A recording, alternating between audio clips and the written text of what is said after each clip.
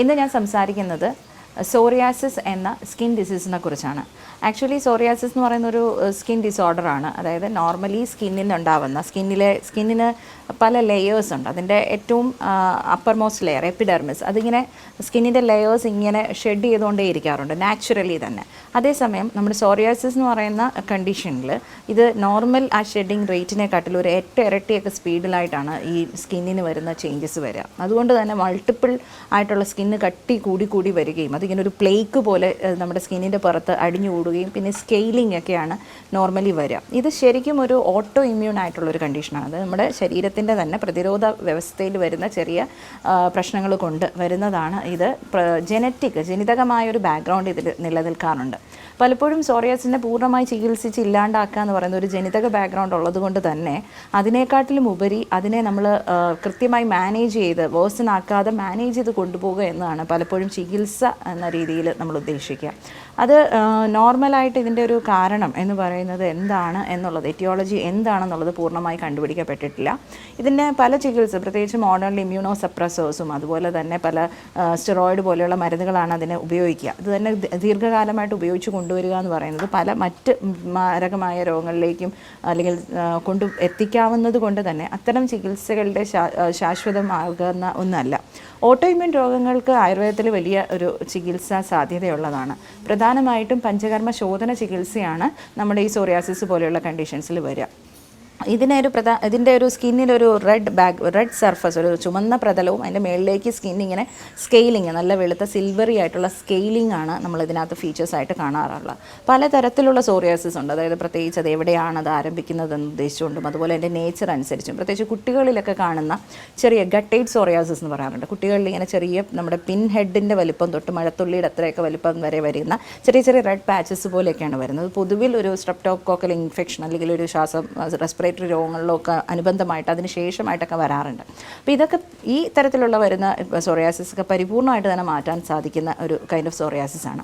എന്നാൽ കുറച്ചുകൂടെ സ്റ്റേജസ് കൂടിയ മറ്റ് പ്ലേഗ് സോറിയാസിസ് അല്ലെങ്കിൽ കുറേ കൂടെ സിവിയർ ആയിട്ടുള്ള സോറിയാറ്റിക് മാനിഫെസ്റ്റേഷൻസ്, അതിനകത്ത് ഇൻഫെക്ഷൻസും അതുപോലെ തന്നെ അത് തന്നെ കൂടുതൽ ഇൻഫ്ലമേറ്ററി ആയിട്ടുള്ള രീതിയിൽ, അതായത് കൂടുതൽ ആളുകൾക്ക് മാരകമായ രീതിയിലേക്ക് പോലും മാറുന്ന സോറിയാറ്റിക് മാനിഫെസ്റ്റേഷൻസും ഉണ്ടാവാറുണ്ട്. അപ്പം ഇതിനെ മാനേജ് ചെയ്ത് കൊണ്ടുപോകുക എന്നതാണ് ചികിത്സയുടെ ഏറ്റവും ബേസിക്. നമ്മൾ ആയുർവേദത്തിൽ ഇതിൻ്റെ കാരണങ്ങൾ പറഞ്ഞു പോകുമ്പം വാതരക്ത ചികിത്സയാണ് ആയുർവേദത്തിൽ, അല്ലെങ്കിൽ വാതരക്ത ദുഷ്ടിയായിട്ടാണ് നമ്മൾ കാണിക്കുക. അതുപോലെ തന്നെ കപവാതിക ദുഷ്ടി, ഇങ്ങനെ 2 തരത്തിലാണ് നമ്മൾ പറയാറുള്ളത്. അപ്പോൾ ഇതിന് ആഹാരം ഒരു വലിയൊരു ഫാക്ടറാണ്. നമ്മൾ ഒരു വിരുദ്ധമായ ആഹാരങ്ങൾ, പ്രത്യേകിച്ച് പാലും പുളിയുള്ള പഴങ്ങൾ ചേർത്തുള്ള ഒരുമിച്ച് കഴിക്കുക, പാലും മീനും ഒക്കെ ചേർത്ത് കഴിക്കുന്ന ഇത്തരം വിരുദ്ധ ആഹാരങ്ങൾ, പ്രത്യേകിച്ച് ഇതിൻ്റെ ഒരു ജനിതക ബാക്ക്ഗ്രൗണ്ട് ഉള്ള ആളുകളാണെങ്കിൽ പുറത്തുനിന്നുള്ള ആഹാരങ്ങൾ അൺഹെൽത്തി ആയിട്ടും അൺഹൈജീനിക് ആയിട്ടും ഒക്കെ ഫുഡ് കഴിക്കുകയൊക്കെ തന്നെയും അതുപോലെ തന്നെ ക്ലൈമാറ്റിക് ആയിട്ടുള്ള ഫാക്ടേഴ്സ്, ഇതിനെ ട്രിഗറിങ് ഫാക്ടേഴ്സ് ധാരാളമുണ്ട്. ട്രിഗറിങ് ഫാക്ടേഴ്സ് എന്ന് പറയുന്നത് ചില ഇൻഫെക്ഷൻസ് ആകുമ്പോൾ, ഫോർ എക്സാമ്പിൾ ഹെർപ്പസ് സോസ്റ്റർ പോലെയുള്ളയോ അല്ലെങ്കിൽ എന്തെങ്കിലുമൊക്കെ ഒരു തരത്തിലുള്ള ഡെർമറ്റൈറ്റിസോ എക്സിമയോ ഒക്കെ വന്നിട്ട് ഇതിനെ ട്രിഗർ ചെയ്തിട്ട് പിന്നെ ഗ്രാജുവലി ഇത് സോറിയാസിസ് ആയിട്ട് മാറാറുണ്ട്. ബേസിക് കൂടുതലായിട്ടും കാണുക നമ്മുടെ അപ്പർ പാർട്സിലൊക്കെയാണ്, ഹെഡിൽ, അതുപോലെ തന്നെ സ്കാൽപ്പ് സോറിയാസിസ് ആയിട്ടും അതുപോലെ തന്നെ ഈ നമ്മുടെ എക്സ്ട്രിമിറ്റീസ്, അതിൽ കൈ കാലുകളിലെയൊക്കെ മടവുകളിലൊക്കെ വരുന്ന തരത്തിലുള്ള സോറിയാസിസ് ആണ് കാണാറുള്ളത്. അപ്പോൾ സോറിയാസിസിൽ കൂടുതലായിട്ടുള്ള സിംറ്റം എന്ന് പറയുന്നത് ഇച്ചിങ് അല്ലെങ്കിൽ അസഹനീയമായ ചൊറിച്ചിലാണ് കാണുക. അപ്പോൾ ഞാൻ നേരത്തെ പറഞ്ഞ പോലെ സ്ട്രെസ് അല്ലെങ്കിൽ മാനസികമായിട്ടുള്ള ഒരു സ്ട്രെസ്സ് ഇതിനെ വല്ലാത്ത രീതിയിൽ കൂട്ടാറുണ്ട്. അതുപോലെ തന്നെ ഡ്രൈ ആയിട്ടും ഹ്യൂമിഡായിട്ട് പറഞ്ഞ പോലെ തണുപ്പ് കൂടുന്ന ക്ലൈമറ്റുകളൊക്കെ വരുന്നതും സോറിയാറ്റിക് ഫീച്ചേഴ്സിനെ കൂട്ടാറുണ്ട്. അപ്പോൾ ഇതിനെ പ്രധാനമായിട്ടും ചികിത്സിക്കുന്നത് നമ്മൾ പഞ്ചകർമ്മ ശോധനയാണ്. നെയ്യ് പ്രത്യേകിച്ച് നമ്മൾ മെഡിക്കേറ്റഡ് ആയിട്ടുള്ള നെയ്യ് സേവിപ്പിച്ച് ഇവരെ ഒരു അഡ്മിറ്റഡ് ആയിട്ട് തന്നെയാണ് നമ്മൾ ഇതിൻ്റെ കാര്യം ഇത് ചെയ്ത് നമ്മൾ ശോധന ചെയ്യും. വമനം അല്ലെങ്കിൽ വിരേചനം പോലെയുള്ള ഛർദ്ദിപ്പിക്കൽ അല്ലെങ്കിൽ വയറിളക്കം പോലെയുള്ള ചികിത്സകൾ മെഡിക്കേറ്റഡായ മരുന്നുകൾ ഉപയോഗിച്ച് നമ്മൾ ചെയ്ത് ഇതിനെ സബ്സൈഡ് ചെയ്ത് അതിനെ മാക്സിമം അത് റെക്കർ ചെയ്യാത്ത രീതിയിലേക്ക് ആക്കുകയാണ് ചെയ്യാറ്. തക്രധാര പോലെയുള്ള നമ്മുടെ ശിരോമർമ്മത്തിൽ ചെയ്യുന്ന ചികിത്സകൾ ആകെ നമ്മുടെ ശരീരത്തിലുള്ള ഈ ഉഷ്ണ പ്രോപ്പർട്ടിയെ കുറച്ച് സോറിയാസിസിനെ ഓൺ കൺട്രോളിലേക്ക് കൊണ്ടുവരാൻ സാധിക്കാറുണ്ട്. പലപ്പോഴും ഒരു വർഷത്തിൽ ചെയ്തു കഴിഞ്ഞാൽ പിന്നീട് വർഷാവർഷം നമ്മളിവർക്ക് പ്രോപ്പറായിട്ടുള്ള ശോധന വീട്ടിൽ തന്നെ ചെയ്യുന്ന രീതിയിലുള്ള ശോധനയും അതുപോലെ തന്നെ പാലിയേറ്റ് ചെയ്ത് കൊണ്ടുപോകാൻ അവർക്ക് കൃത്യമായ ലൈഫ് സ്റ്റൈൽ മോഡിഫിക്കേഷൻസ് പറഞ്ഞു കൊടുക്കുകയാണ് ചെയ്യാറ്. ഇപ്പോൾ സോറിയാസിസ് പോലെയുള്ള രോഗങ്ങൾ കുറച്ച് നാൾ ദീർഘകാലം നിൽക്കുമ്പോൾ പിന്നീട് സോറിയാറ്റിക് ആർത്രൈറ്റിസ് പോലെയുള്ളൊരു, അതായത് ജോയിൻറ്റിനെ സോറിയാസിസ് ബാധിക്കുന്ന ചില കണ്ടീഷൻസ് വരാറുണ്ട്.